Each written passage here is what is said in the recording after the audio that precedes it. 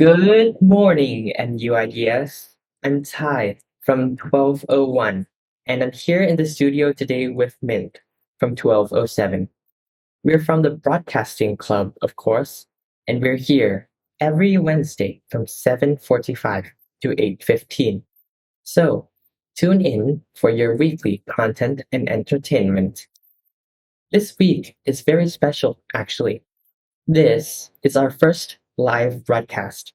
You can watch it at youtube.com/ at MUIDS broadcast, where we keep all of our episodes. As a reminder that if any teachers are listening at this point, we know you're in a meeting right now, so feel free to switch off the PA system in your room.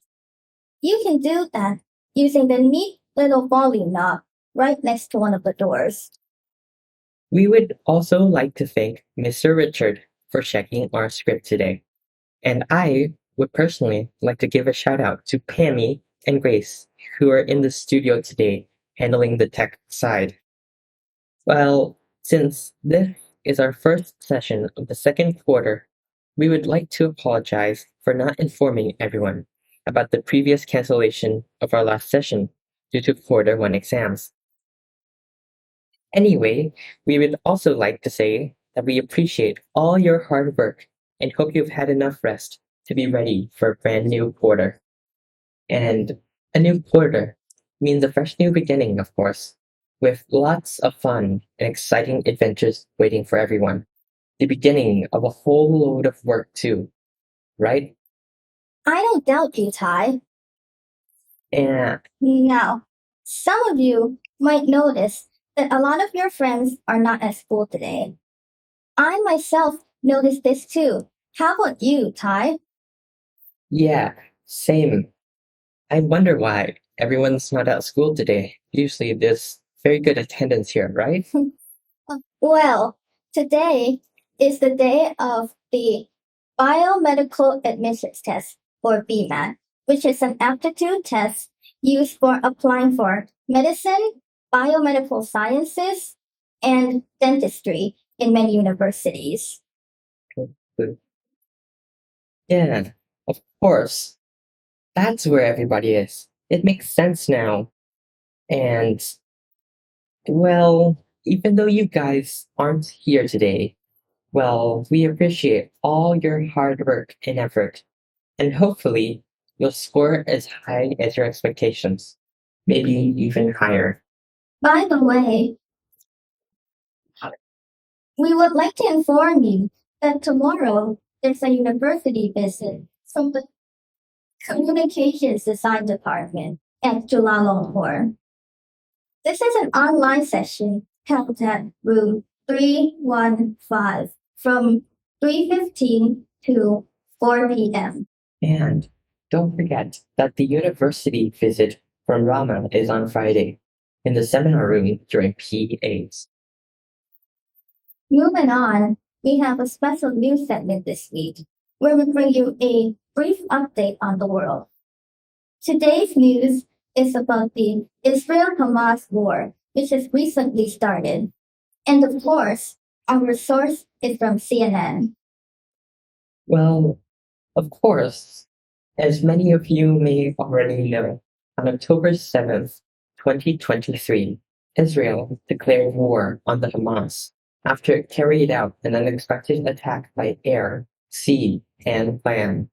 The surprise attack has led to over 1,300 deaths, according to Jonathan Corgus. It has also prompted a fatal volley of Israel airstrikes on Gaza that has killed more than 1,354 and injured at least 6,049. As they retreated, militants claimed that they have taken over 150 hostages and threatened to kill them if airstrikes target Gaza without any warning. Israel is now reportedly preparing for a ground assault into Gaza. And meanwhile, a humanitarian crisis, humanitarian meaning about people, of course, is occurring rapidly in Gaza. Its only power station is stopped, and as a result, hospitals may run out of fuel very soon, leading to catastrophic conditions, according to the Palestinian Health Ministry. Right now, more than 330,000 people in Gaza have been displaced since last Thursday. How catastrophic. How did it start? Well, Hamas called the operation Al-Aqsa Storm and said that it was a response to what it described as Israeli attacks on women, the desecration of the Al-Aqsa Mosque in Jerusalem, and the ongoing siege of Gaza. The operation started when Gaza militants fired thousands of rockets into Israel before breaking through the border fence and sending more militants into Israel's territory, where the Hamas gunmen killed hundreds of people, including both soldiers and civilians. They also took a lot of hostages, some of them even from their own homes. And after all, it took about 2 days for Israeli troops to take back control as fighting continued on the streets. On Monday, the IDF, or Israeli Defense Forces, said that they have retaken control of all the Israel communities on the southern border after the fighting has ended. Its spokesman said that there were bodies of Hamas fighters who have been recovered ever since Sunday. The attacks were unexpected, both in tactic and scale, because Israel has never fought with its enemies in a street battle since the Arab-Israeli War in 1948. It has never faced a terror attack this big, especially one that has killed this many civilians. While Hamas has kidnapped Israelis before, it had never taken this many hostages at once, including children and the elderly. Yeah, the situation about the war in Hamas feels so tense right now to me, and I hope it ends soon and people aren't killed. Well, our hearts go out to those who are suffering because of the war or are related to it. Me too. But that's not all. The war has also impacted Thai citizens. As of Sunday, according to the Foreign Affairs Ministry, two more Thais have been confirmed killed during the Hamas attacks, with four more injured and three more kidnapped, making the total Thai death toll 29, with 13 injuries and 18 kidnappings. A spokeswoman from the Ministry of Foreign Affairs said last Wednesday that fighting continues with losses on both sides. As of last Wednesday, there were about 30,000 Thais in Israel. Approximately 7,000 Thai workers wanted to come back to Thailand, and 61 had confirmed to remain in Israel. And by the way, I'm sorry to interject, but I would also like to state that we're still working out some kinks in the system. So if you have any problems with the volume or how the PA system is working, please contact us either through the Google form or from one of our links. You can find them literally in the line group because we will be posting them soon. And to continue on with our content, as for evacuations, the spokeswoman for the Ministry of Foreign Affairs has said that authorities are working hard to transport those who want to come back as soon as possible. However, we have yet to find a comprehensive update on the situation. Wow, that is worrisome indeed. We hope they return home safely. Me too. I hope that this brief introduction has updated you on the war right now. But remember, always look for updates. War is always a changing landscape. And I think that's all for the Israel Hamas war today. Don't be afraid to Google it, because even though war is not a good thing, we need to stay informed to make good decisions. And anyway, I would like to move on to our next topic today, which is actually of an event in Thailand, which you have likely heard about, and it's hinted at by our musical choices today. Anyway, a further hint is that this week's quote is: they say the kingdom is like a pyramid, the king on top and the people below. But in this country, it is upside down. And of course, the quote is from King Rama, which is related to our topic today. As you may know, on the 13th of this month, 7 years ago, King Rama, also now known as พระบาทสมเด็จพระบรมชนกาธิเบศรมหาภูมิพลอดุลยเดชบรมนาถบพิตร passed away peacefully at Siriraj Hospital, leaving a unique legacy behind, both for Thailand and the world. The following is a short excerpt from a Bangkok Post article. For 7 decades, His Majesty King Bhumibol Adulyadej was Thailand's guiding light. The monarch, regarded far and wide as father to the nation, took the country out of several deadly turns with his wise counsel. His fortitude and devotion to human development were an inspiration to all. Regardless of the differences and disparities across Thai society, His Majesty was a solitary constant, a beacon of hope for Thais, rich and poor, young and old, rural farmers and urban residents alike. His Majesty King Bhumibol's selflessness, generosity, and compassion will always be remembered. To honor the monarch, Thais must learn to follow his footsteps and carry on his royal legacies. And that is the end of our excerpt. Next, we want to talk a bit about our topic, which is about King Rama IX's royal projects. We chose the topic in remembrance of the achievements of His Majesty the King Bhumibol Adulyadej, also known as the Great King or King Rama IX the First. Sorry, King Rama IX. But first, let's give you a brief biography about his life. King Rama IX was born on December 5th, 1927, at Cambridge Hospital, now known as Mount Auburn Hospital in the United States. He was the youngest son of Prince Mahidol Adulyadej and Princess Srinakarindra Barorajashunani. And in 1928, he moved to Thailand after his father obtained a diploma from Harvard.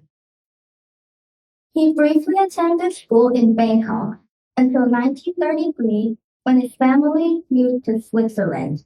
Then, in 1934, he got his first camera, which became the beginning of his lifelong enthusiasm for photography. Later, in 1942, King Bhumibol became interested in jazz and started playing the saxophone. His passion in playing the saxophone continued throughout his life, and we can tell by looking at his various compositions like Love in the Spring, Love at Sundown, and Candlelight Blues, which we have played before our episode today and will play after. So look out for them because they are quite masterpieces in their own way. But other than music, he also received a high school diploma with a major in French, literature, Latin, and Greek. And he began studying sciences at the University of Lausanne and returned to Thailand when World War II ended. King Bhumibol ascended the throne after the death of his brother on June 9, 1946. He returned to Switzerland again before the end of the 100-day mourning period. Regardless of his interest in science and technology, he enrolled in political science in preparation for his duties. In 1948, he was driving a Fiat Topolino on the Geneva-Lausanne road when he had an accident and was hospitalized. While he was hospitalized, Queen Sirikit visited him frequently, and he met Queen Sirikit's mother, who asked her to continue her studies in Lausanne so they could get to know each other better. And these two finally got married on April 28, 1950, just a week before his coronation. Their wedding was described by the New York Times as, quote, the shortest and simplest royal wedding, end quote. Then, in 1945, they gave birth to their first daughter, Princess Ratchakanya Siriwatanaya Panawadi. Then, in 1952, they had their first son, King Mahabashilalongkorn, on July 28, 1952. He later becomes the 10th monarch of the Jeffrey dynasty. On April 2nd, 1955, Queen Sirikit gave birth to Her Royal Highness Mahataki Sirithon, so known as the Princess Royal. And finally, he gave, sorry, on July 4th, 1957, Queen Sirikit gave birth to Her Royal Highness Princess Chulalongkorn Valaylak Kumari. Moving on to his coronation ceremony. After the long-delayed royal coronation ceremony of King Ananthamanidoni, Bhumibol was finally crowned the King of Thailand on May 5th, 1950, in the Paisan Taksin Throne Hall in the Grand Palace. During the ceremony, he promised to reign with righteousness for the benefit and happiness of the Siamese people. On the same day, King Bhumibol's consort was made queen, and the date of his coronation is celebrated every year on the 5th of May. The two of them spent their honeymoon in Hua Hin before the king returned to complete his studies and came back to Thailand in 1951. And of course, King Rama IX has worked on many projects which improve the quality of life in Thailand. Throughout his lifetime, he has done over 4,000 projects, and where he demonstrates his diligence and his dedication to the happiness of the people in Thailand. Since we don't have that much time today, we chose a few of the most famous ones to talk about in depth. So the first project we're going to talk about is the Changwon Royal Project in Phetchaburi. This project was initiated in 2009 on 99 acres of land. It was an experimental farm for testing a wide variety of experimental crops. Its name was initiated when His Majesty King Rama IX was at Gangwon Palace, and a villager gave him a sweet potato, which he asked his worker to put on a scale in his room before traveling to Bangkok. After he returned, he saw that the potato sprouted, so he put it in a pot in the palace and asked his workers to find a space for trying to grow some more. This was because he realized that sweet potatoes can grow almost everywhere. But that was not the only crop in his project.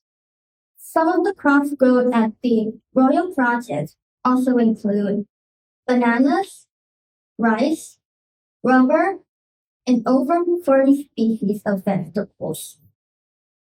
All these crops are grown organically without any chemicals too. Yes, that is quite nice, as We have come to realize that many pesticides and many herbicides often end up being toxic. However, it's not too much of a concern when you're eating normal quantities of them anyway. But this is just to say he's done something special. Uh, Next, we are going to talk about how the Shanghuaman takes advantage of its location. Because, of course, it's on the hills. So, it builds some windmills to generate power for the project and provide some for the local grid as well. And other than providing power, Changwoman project also provides milk because they have a dairy farm with nearly 40 cows. Well, and of course, if you want to buy any of the milk, you can buy it at the Changwoman shop in rural markets, along with many other places that may carry the milk. The next project we're going to talk about is the Royal Rainmaking Project. In November 1955, King Bhumibol proposed a solution to the effects of the drought by making artificial rain. The program is run by the Department of Royal Rainmaking and Agricultural Aviation. The king discovered that 82% of the Thai agricultural land relied on rainfall, which is why most farmers couldn't grow their crops during the drought. Although some evidence suggested that cloud seeding does not help with the drought, the first rainmaking attempt was made in Khao Yai when dry ice flakes dispersed over the clouds with some wet rainfall reported. It appeared to actually work. So, with this knowledge, in 1971, the government established the Artificial Rainmaking and Development Project. This pro- this project included over three techniques. First, agitation was seeding hygroscopic or water-absorbing chemicals to stimulate a mass of air to rise higher to increase the humidity to help form more rain clouds. Next, fattening, which was done by reversing exothermic or heat-producing hygroscopic chemicals to make the water droplets actually start to condense. Finally, a plane flies through the heavy clouds, with, which they call attacking, and this leads to the final formation of raindrops. That is a whole load of projects he had achieved in his lifetime. But unfortunately, we are not able to cover them all, as we don't have enough time. And King Bhumibol Adulyadej finally passed away on October 13th, 2016, at 1552 local time in Thailand at the age of 88, reigning for 70 years and 126 days, the longest of all the Thai monarchs. The following day, his body was moved to the Grand Palace for the customary bathing ritual. Many people gathered along the route to show affection and respect to the people called the King of the Kings. After his death, all Thai citizens and tourists were encouraged to wear black and white clothing to show respect for 30 days, up to about November 13th. All government employees wore black and white at work for almost a year. Sorry, for actually a year. And in addition, some forms of entertainment were suspended and fireworks weren't allowed for the following New Year's celebration. The king's body finally lay in state at the Dusit Mahapasad throne hall, the Grand Palace, for a period of 1 year, with daily rites for a period of 100 days. As in the funerals of the king's mother and sisters, the king's body was not physically placed in the royal funerary urn as was customary. Instead, the coffin which housed the body was placed behind the pedestal displaying the royal urn.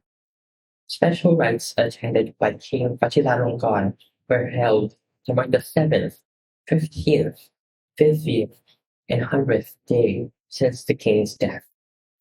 After the 15th day, the public were allowed to pay their respects and attend the lying-in state in the Grand Palace.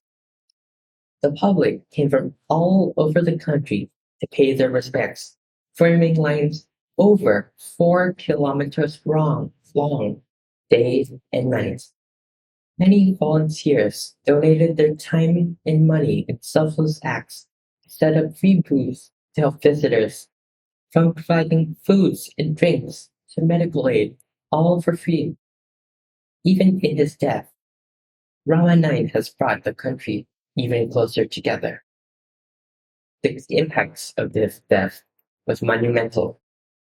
By the end of the loud public attendance on October 5th, 2017, over 12 million people had paid their respects in person, a historic record crowd that included, among others, foreign tourists and expats living in Thailand. Forbes list broke an all-time attendance record and left an estimated 890 million Thai baht in donations for the royal charity activities. Finally, the royal cremation ceremony was held in the late evening of 26 October 2017. The country stood still. Even 7-Elevens were closed all over the country to allow their employers to pay respect. The actual cremation was held for about 5 days, but the real one wasn't on television. Following the actual cremation, his ashes were taken to the Grand Palace. His royal remains were kept at the King Rama Throne Hall, and his royal ashes were kept at the Royal Cemetery of Wat Ratchabapit and the Wat Bawaniwet Vihar Royal Temple. Following the ceremony, most Thai people returned to wearing regular colored clothes and waited for the coronation ceremony of King Rama X. Unfortunately, we have to stop our episode here because we have run out of time. However, before we go, I would like to leave you with our contact form, which is bit.ly/NUIDS broadcast. And also, please don't hesitate to follow us on YouTube at NUIDS broadcast or Instagram, the same tag. Well, anyway, that's it for today. We hope that this content that we gave away will be useful into giving some perspective as to the life and passing of His Majesty the King Bhumibol Adulyadej, especially with how he was such a well-respected king all around the world and how his royal projects and teachings have influenced who we are today. Thank you for listening, and don't forget to visit youtube.com/MUIDS broadcast for our episodes. See you next Wednesday, and goodbye.